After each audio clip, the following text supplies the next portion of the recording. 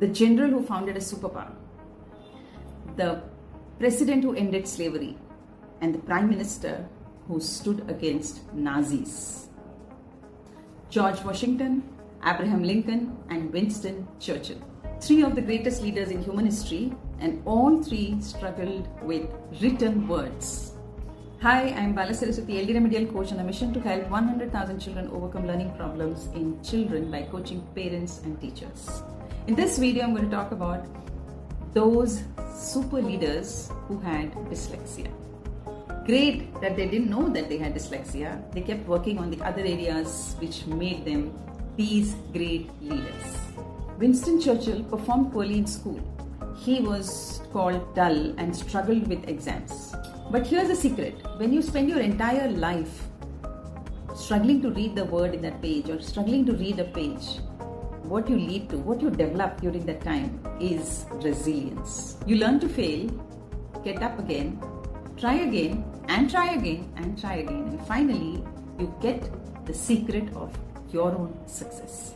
By the time these men had to build the strength to fight for the nation, the other students had not developed, but they did because by this time they had already developed their muscle because they were trying again and again and again. They weren't afraid of a no or a failure because they have been coming across this word from first grade itself.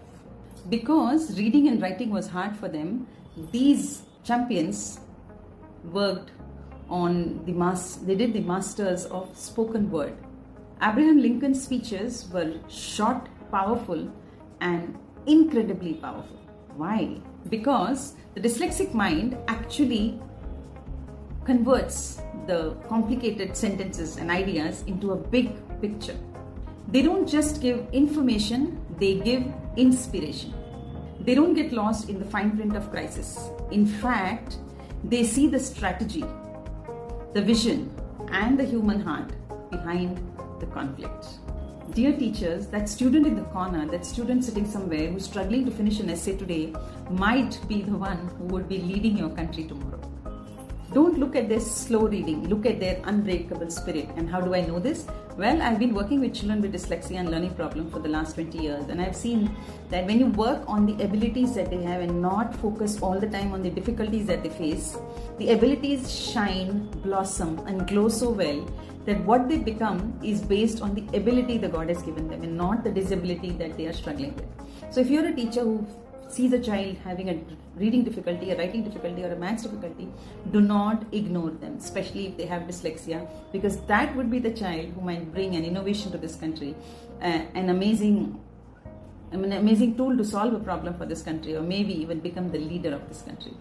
So be that passionate teacher to help a child. And if you're somebody who do not know what to do, how to help a child with a learning problem, then you're welcome to come and join our community, LD Remedial World, where we coach teachers to become remedial educators. Once you're certified, you also get students from our community.